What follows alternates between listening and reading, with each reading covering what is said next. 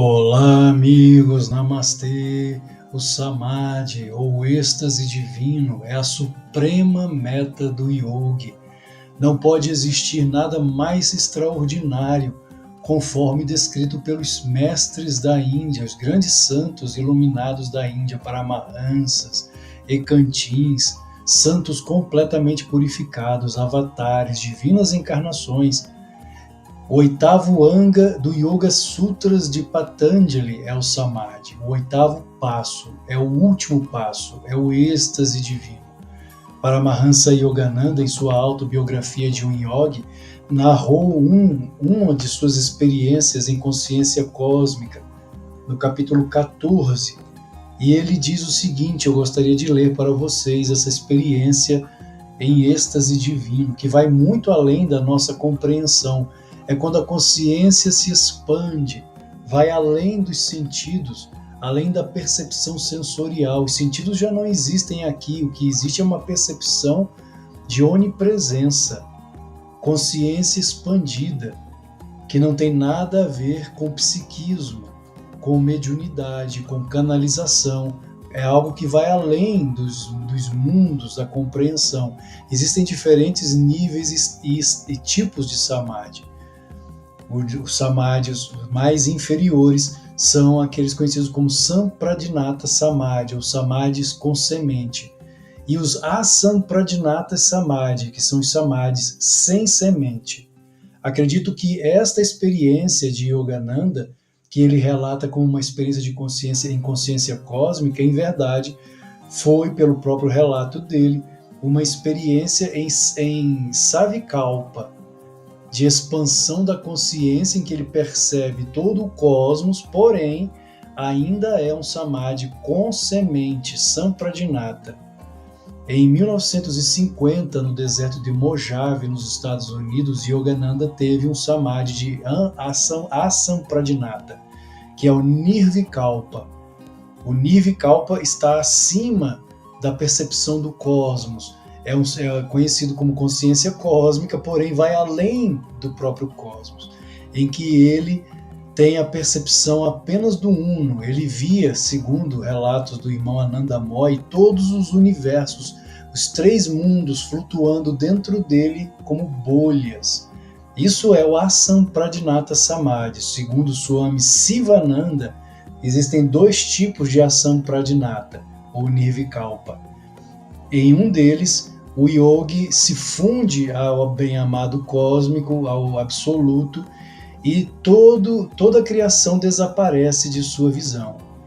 No outro tipo de Nirvikalpa, que foi o caso de Yogananda, ele percebe os universos, toda a criação existindo dentro dele.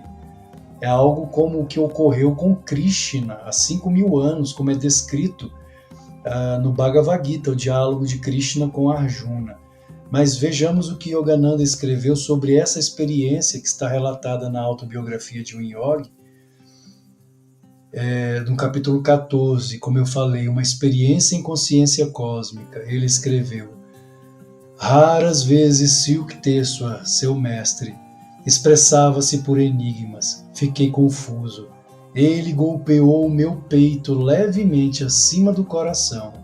Meu corpo imobilizou-se como se tivesse raízes. O ar saiu de meus pulmões como se um imã enorme o extraísse. Instantaneamente a alma e a mente romperam com sua escravidão física e jorraram de cada um de meus poros como luz perfurante e fluida. A carne parecia morta, e contudo em minha intensa lucidez percebi que nunca antes estivera tão plenamente vivo. Meu senso de identidade já não estava mais limitado a um corpo, mas englobava os átomos à minha volta. Pessoas em ruas distantes pareciam mover-se suavemente em minha própria e remota periferia. Raízes de plantas e árvores apareciam através de uma tênue transparência do solo. Eu distinguia a circulação da seiva. Uma visão de raio-x e de onipresença, uma visão circular. A vizinhança inteira surgia desnuda diante de mim. Minha visão frontal comum havia se transformado em vasta visão esférica que percebia tudo simultaneamente. Pela parte de trás da cabeça vi homens caminhando na distante Highgate Lane e também notei uma vaca branca aproximando-se preguiçosamente. Quando chegou ao portão aberto do ashram, observei-a como se o fizesse com meus 2 olhos físicos. Depois que passou para trás do muro de tijolos do pátio, continuei a vê-la claramente. Todos os objetos em minha vista panorâmica tremiam e vibravam como um filme acelerado. Meu corpo e de meu mestre, o pátio com colunas, a mobília, o chão, as árvores e a luz do sol tornavam-se de vez em quando violentamente agitados, até que tudo se fundia num mar luminescente. Assim como os cristais de açúcar mergulhados num copo d'água diluem-se depois de serem sacudidos, a luz unificadora alternava-se com materializações de forma e as metamorfoses revelavam a lei de causa e efeito na criação. Uma alegria oceânica rebentava nas praias serenamente intermináveis de minha alma. O Espírito de Deus, percebi, é bem-aventurança inesgotável. Seu corpo compreende incontáveis membranas de luz. Um sentimento de glória crescente dentro de mim começou a envolver cidades, continentes, a Terra, o sistema solar, constelações, as tênues nebulosas e os universos flutuantes. O cosmos inteiro, suavemente luminoso, semelhante a uma cidade vista de alguma distância à noite, cintilava dentro da infinitude de meu ser. Para além dos contornos esféricos nitidamente definidos, a luz ofuscante empalidecia ligeiramente nos confins mais longínquos. Ali eu via uma radiação branda, que nunca diminuía, era indescritivelmente sutil. As figuras dos planetas constituíam-se de uma luz mais densa. A divina dispersão de raios jorrava de uma fonte perpétua, resplandecendo em galáxias, transfiguradas com auras inefáveis. Vi repetidas vezes os fachos criadores condensarem-se em constelações e depois dissolverem-se em lençóis de transparentes chamas. Por reversão rítmica, sextilhões de mundos transformavam-se em brilho diáfano e em seguida o fogo se convertia em firmamento. Conheci o centro do empírio como um ponto de percepção intuitiva em meu coração. Esplendor irradiante partia de meu núcleo para cada parte da estrutura universal. O beatífico Amrita, néctar da imortalidade, pulsava através de mim, com fluidez de mercúrio. Ouvi ressoar a voz criadora de Deus. Om! A vibração do motor cósmico. De súbito o fôlego voltou aos pulmões. Com decepção quase insuportável, constatei que havia perdido minha infinita vastidão. Estava novamente limitado à jaula humilhante do corpo, tão desconfortável para o espírito. Como filho pródigo, eu fugira do lar macrocósmico e me aprisionara em estreito microcosmo. Meu guru continuava de pé, imóvel diante de mim. Inclinei-me no intento de me prostrar a seus santos pés, em gratidão por me haver concedido a experiência em consciência cósmica que tão apaixonadamente eu buscara. Mas ele me impediu e disse com tranquilidade: você não deve se embriagar demais com o êxtase. Ainda tem muito que fazer no mundo. Venha, vamos varrer a varanda. Depois caminharemos juntos ao longo do Ganges.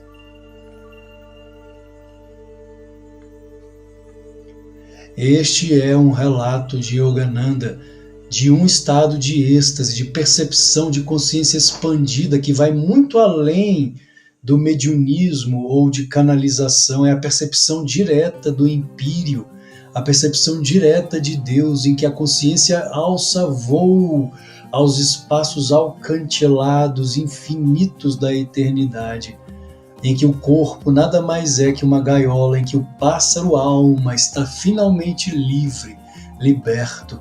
muito além do planetinha Terra, do sistema solar, de galáxias. Em 1950, no deserto de Mojave, o irmão Ananda Moy teve a graça de ver Yogananda em um estado ainda mais elevado, que é o Nirvikalpa Samadhi. Conta o irmão Ananda Moy que Yogananda saiu do escritório onde estava trabalhando, fazendo os comentários do Bhagavad Gita, e ainda em êxtase, em Samadhi. Um pouco antes, o irmão Ananda Moy entrou no escritório e a energia, a vibração ali era tão poderosa que ele disse: eu tive a sensação de caminhar para dentro de Deus, tamanha era a vibração do ambiente no qual Paramahansa Yogananda estava.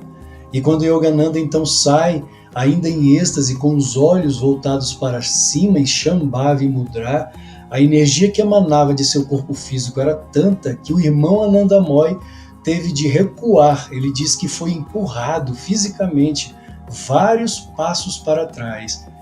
E Yogananda então disse: com os olhos em Shambhavi Mudra voltados para cima, os 3 mundos flutuam em mim como bolhas.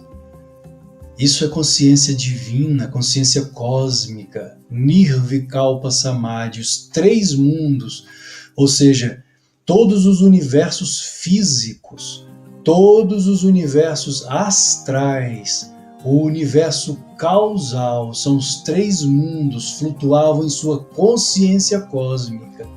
Os 3 mundos flutuam em mim como bolhas. Isso é um Purna Avatar, uma encarnação total de Deus na Terra em pleno século XX. O mesmo irmão Ananda Moy dizia que pouquíssimas pessoas não sentiam nada na presença de Yogananda. A presença de Deus nele era tão poderosa que as pessoas sentiam, e os mais despertos, mais evoluídos, que tinham uma evolução espiritual um pouco maior, só de olhar para Yogananda, como foram os casos de Daya Mata, Mrinalini Mata, Mukti Mata, Rajarsi Janakananda, entraram em Samadhi, entraram em êxtase. Gyana Mata, só de olhar para Yogananda. Então, não foi um santo qualquer, foi um avatar em pleno século XX, andando nas ruas dos Estados Unidos. Ele afirmava que no mundo, independente da tradição religiosa, existem verdadeiros mestres e falsos mestres, e devemos saber identificar quem é verdadeiro e quem é falso. Falsos mestres trazem ensinamentos que não coadunam com a verdade, que não têm coerência com a verdade. Transformam textos sagrados naquilo que é apenas o seu ego ou a sua própria ilusão esquizofrênica, e enganam a muitos. Mas os verdadeiros mestres, como inclusive o próprio Swami Vivekananda afirmou, não precisam de apresentação, assim como o sol não precisa ser apresentado. Porque Buda, Krishna, Yogananda, Ramakrishna, Vivekananda foram reconhecidos como homens de Deus. Não simplesmente pelo que falaram, porque o que falavam tinha coerência e tinha poder espiritual, mas não somente isso, pela própria e simples presença física. Onde eles entram, o ambiente se enche de uma vibração poderosa de Deus. E esse é o primeiro aspecto. Se é uma pessoa comum, se você está diante de um homem comum que diz ter visões e trazer ensinamentos, vejam, eu sou apenas um professor de meditação, nada mais que isso. O que eu trago em meus vídeos é o que os mestres deixaram, que eles falaram. Eu não trago nada meu. Nada é meu. Tudo que trago é o que os mestres falaram. Então essa é a diferença entre um professor e um mestre autêntico. O mestre autêntico, ele traz aquilo que ele vê. O próprio Yogananda afirmou, tudo que trago a vocês vem diretamente da fonte.